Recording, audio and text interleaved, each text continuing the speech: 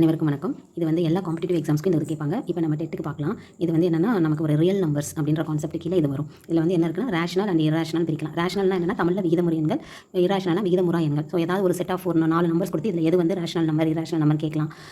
இல்லாட்டி அதில் ஏதாவது ஆப்ரேஷன்ஸ்க்கு ஏதாவது ஒரு நம்பர் கொடுத்து இது அதில் வந்து இந்த ஆப்ரேஷன் பண்ணிவிட்டு அதுக்கப்புறம் இது ரேஷனல் இரேஷனலாக கேட்கலாம். இல்லைனா ஜஸ்ட் அந்த உங்களுக்கு வேர்டிங் அதோட ப்ராப்பர்ட்டிஸ் கொடுத்துட்டு அதை பற்றி கேட்கலாம். ஸோ இப்போ இதில் வந்து என்னன்னா ஃபஸ்ட்டு வந்து இது வந்து ஒவ்வொரு ஸ்டெப்பு கீழே அது வந்து மேலேருந்து அப்படியே அடுத்தடுத்த லெவல் மாதிரி ரியல் நம்பர்ஸ்க்கு கீழே தான் வந்து நமக்கு வந்து ரேஷனலும் இரேஷனலும் வரும். அடுத்து வந்து இப்போ ஏதாவது ஒன்றுக்கு வந்து நீங்கள் நல்லா ஸ்ட்ராங்காக மனப்பாடம் பண்ணி வச்சுக்கோங்க. அப்படி வச்சுட்டோம்னா இன்னொன்று வந்து நம்ம சூஸ் பண்ணிக்கலாம். இப்போ ரேஷனல் நம்பர்ஸில் என்ன வரும்னா நமக்கு எல்லா இன்டிஜர்ஸும் வரும். இன்டிஜர்ஸ்லாம் என்னென்னா -∞ to +∞. இதில் இருக்க எல்லா வேல்யூஸும் வரும். நடுவில் 0 இருக்கும். இந்த பக்கம் ஃபுல்லாக பாசிட்டிவ்ஸ் போகும், இந்த பக்கம் எல்லாமே நெகட்டிவ் இருக்கும். ஸோ ஒரு நம்பர் லைனில் நமக்கு இருக்கிற எல்லா நம்பர்ஸுமே வந்து இன்டிஜர்ஸ்னு சொல்லுவாங்க. இப்போ அதில் இன்டிஜர்ஸ்க்குள்ளே என்ன இருக்கும் அப்படின்னு சொல்லி பார்த்தீங்கன்னா திரும்ப இன்டிஜர்ஸ்க்கு அடுத்த லெவல் இது வந்து ஒரு ஹைரார்கி லெவல் மாதிரி. இப்போ இன்டிஜருக்கு அடுத்த லெவலில் என்ன இருக்கும்னா ஹோல் நம்பர்ஸ்னால் என்னென்னா 0லேருந்து அதை வந்து நம்ம W ரெப்ரசென்ட் பண்ணுவோம். ஆல்ரெடி தெரிஞ்சிருக்கும், தெரியாதவங்க நோட் பண்ணிக்கோங்க. 0லேருந்து நம்ம அந்த இன்ஃபினிட்டி வரைக்கும் இருக்கிறது பாசிட்டிவ் இன்டிஜர்ஸ் ஃபுல்லாமே வந்து ஹோல் நம்பர்ஸ்னு சொல்லுவோம். அடுத்து வந்து அதில் வந்து நேச்சுரல் நம்பர்ஸ் அதை வந்து நம்ம என்னென்னு டிடவுன் பண்ணுவோம். என்ன வந்து என்னன்னா 0 மட்டும் இல்லாமல் 1லேருந்து இன்ஃபினிட்டி வரைக்கும் போச்சு. ஆனால் அது வந்து நேச்சுரல் நம்பர்ஸ். ஏன்னா நேச்சுரலாக நம்ம அதுதான் வந்து யூஸ் பண்ணுவோம். ஹோல்னா 0வை சேர்த்துக்குவோம். இஜெட்னா இன்டிஜர்ஸ். அதில் வந்து நெகட்டிவும் இருக்கும் பாசிட்டிவும் இருக்கும். சில வேல்யூஸ்லாம் வந்து நம்ம மென்ஷன் பண்ணுறதுக்காண்டி நெகட்டிவ் யூஸ் பண்ணுவோம். லைக் இப்போ கிரவுண்ட் லெவலில் 0னு வச்சுட்டோம்னா அதுக்கு கீழே டெப்த் போகும்போது -1 -2 -3. ஸோ அதுக்காண்டி நம்ம இந்த இன்டிஜர்ஸ்லாம் வச்சுக்கிறோம். இப்போ நமக்கு வந்து என்னெல்லாம் ஒரு கண்டிஷன்ஸ் இருக்குன்னா ரேஷனல் நம்பர்ஸ் அப்படின்னா எப்படி ஒரு நம்பரை ரேஷனல் நம்பர்ஸ் அப்படின்னு ஐடென்டிஃபை பண்ணலாம்னா இதை வந்து உங்களுக்கு இன்னொன்று கேட்கலாம். என்னென்னா ஒரு நம்பர்ஸ் கொடுத்துட்டு இது ஒரு செட் ஆஃப் நம்பர்ஸ் கொடுத்துட்டு இது நேச்சுரல் நம்பர்ஸில் வருமா, all natural numbers are rational நம்பரான்னு கேட்டாங்கன்னா இந்த ஸ்டேட்மெண்ட் ட்ரூவான்னு பார்த்தோன்னா ட்ரூ. ஏன்னா செட்டு மாதிரி தான் இது. நம்ம வந்து இப்போ வந்து சர்க்கிள் நம்ம போடுவோம் இல்லையா, அது மாதிரி ஞாபகம் வச்சுக்கோங்க. அது என்னது வென் டயக்ராம் சொல்லுவோம்ல, இதுக்குள்ளே நேச்சுரல் நம்பர் இருக்குது. ஒரு ஜஸ்ட் மினிட் உங்களுக்கு கிளியராக நான் எக்ஸ்பிளைன் பண்ணுறேன். ஸோ இப்படி தான் இப்போ வந்து எல்லா நேச்சுரல் நம்பரும் ஒரு ஹோல் நம்பர். அப்போ எல்லா ஹோல் நம்பர்ஸும் ஒரு இன்டிஜர். அப்போ எல்லா இன்டிஜர்ஸும் ரேஷனல் நம்பர். இதுதான் ஹையஸ்ட். இது சூப்பர் செட் மாதிரி, இது எல்லாத்துக்கும் மேலே இருக்கிற மாதிரி. ஸோ இப்போ ஆல் நேச்சுரல் நம்பர்ஸ் வந்து இதுக்கு உள்ளே தான் வருது. அப்போ இது எல்லாமே ரேஷனல் நம்பர்ஸ் தான். இப்போ அடுத்த ரேஷனல் நம்பர்னா அதை எப்படி நம்ம என்னென்ன ப்ராப்பர்ட்டிஸ் வச்சு அதை கண்டுபிடிக்கணும் அப்படின்னா ஒரு சின்ன இது மட்டும் இருக்குது. அதோட என்னென்னா FR மட்டும் ஞாபகம் வச்சுக்கோங்க. ரேஷனல்னா FR அது மட்டும் ஞாபகம் வச்சுக்கோங்க. ஒரு இதுக்கான சாரி FR வேணாம், TRனு வச்சுக்கலாம்.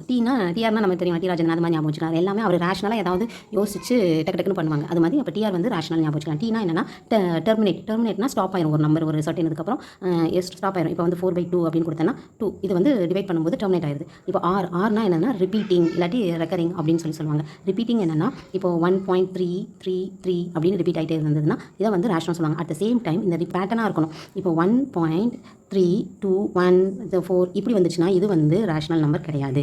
இது வந்து இரேஷனல் நம்பரில் வரும். ரிப்பீட் ஆகணும், ஒன்று ஃபைனட்டாக டெர்மினேட் ஆகிடணும், இல்லைன்னா ரிப்பீட் ஆகணும். அந்த ரிப்பீட் ஆகிறதுமே என்னவா இருக்கலாம்னா அதோட ஒரு ஃபார்மேட்டில் ரிப்பீட் ஆகணும். இப்போ சேம் ஃபார்மேட் 33 இல்லாட்டி 1.34 1.23 23 அப்படி போகிறதையும் கூட நம்ம எடுத்துக்கலாம். இப்போ 1.24 போட்டு மேலே பார் கொடுப்பாங்க. இது வந்து ரேஷனல் நம்பர்னா ரேஷனல் நம்பர். ஏன்னா இந்த 24 கண்டினியூ ஆகுது அப்படின்னு சொல்கிறாங்க. ஸோ அப்போ ரேஷனல் நம்பர்னா என்னன்னா நமக்கு TR அப்படின்னு ஞாபகம் வச்சுக்கோங்க.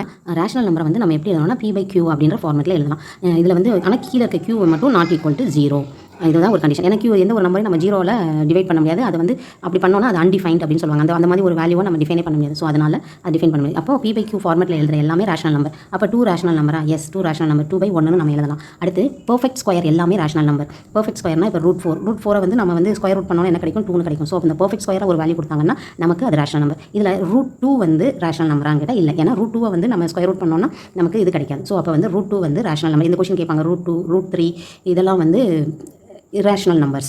அடுத்து இன்னொரு கண்டிஷன் என்ன கண்டிஷனா லைக் நான் சொன்ன மாதிரி இந்த 1.3 TR சொன்னேன்ல, டெர்மினேட்டிங் ஒன்று டெர்மினேட்டாக இருக்கணும், இல்லைனா ரிப்பீட்டிங் ரெக்கரிங்காக இருக்கணும், பட் சேம் பேட்டர்னாக இருக்கணும். இப்போ இதில் கொடுத்துருக்காங்களே அது எல்லாமே. அதே மாதிரி மைனஸில் இருக்க வேல்யூஸும் இதுதான் ரேஷனல் நம்பர்ஸ் தான். ரேஷனல் நம்பரை நம்ம வந்து என்ன எழுதலாம், பாயிண்ட் வச்சு எழுதிக்கலாம். பாயிண்ட் வச்சு எழுதும்போது தான் இந்த மாதிரி TRஆ இருக்குதான்னு சொல்லி செக் பண்ணணும். இப்போ பாயிண்ட் வச்சுன்னா எப்படி வரும் அப்படின்னா இப்போ 2/3 அப்படி இருக்குன்னு வச்சுக்கோங்களேன். 2/3 நம்ம எப்படி சால்வ் பண்ணுவோம்?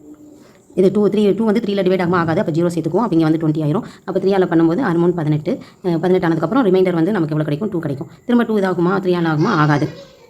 அப்போ திரும்ப 0 அடுத்து 0 சேர்க்கணும். திரும்ப 18 திரும்ப ரிமைண்டர் 2 இப்படியே தான் வந்துட்டே இருக்கும். ஸோ இது ரிப்பீட்டிங் கண்டினியூஸாக போயிட்டு இருக்கிறதுனால இது வந்து ரேஷனல். என்னன்னா ரிப்பீட் ஆகுது, நான் டெர்மினேட்டிங், பட் ஆனால் ரிப்பீட் ஆகுது, பட் சேம் பேட்டர்னில் ரிப்பீட் ஆகுது. 60 அப்படின்னு கண்டினியூஸாக போயிட்டே இருக்கும். ஸோ இந்த மாதிரி இருந்தாலும் இது வந்து ஒரு ரேஷனல் நம்பர் அப்படின்னு சொல்லலாம். இப்போ உங்களுக்கு ரேஷனல் நம்பர்ஸ்க்கு சில எக்ஸாம் பையோட வேல்யூ வந்து ரேஷனல் கேட்டாங்கன்னா அது வந்து இரேஷனல் நம்பர். திரும்ப நெகட்டிவ்ல இருந்தாலும் அது வந்து ரேஷனல் நம்பர்ஸ் தான். இன்னொன்று இதில் வந்து 2 ப்ராப்பர்ட்டிஸ் மட்டும் இருக்குது.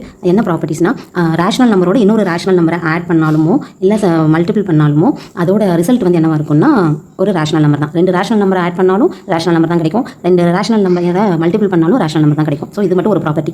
ஆனால் அதே இது இரேஷனல் நம்பர்ஸை நம்ம மல்டிபிள் பண்ணாலோ ஆட் பண்ணாலோ திரும்ப இரேஷனல் நம்பர் கிடைக்காது. ஸோ இது ஒரு ஸ்டேட்மெண்ட் கொஸ்டினாக கூட கேட்கலாம். ஸோ அதனால இதை ஞாபகம் வச்சுக்கோங்க.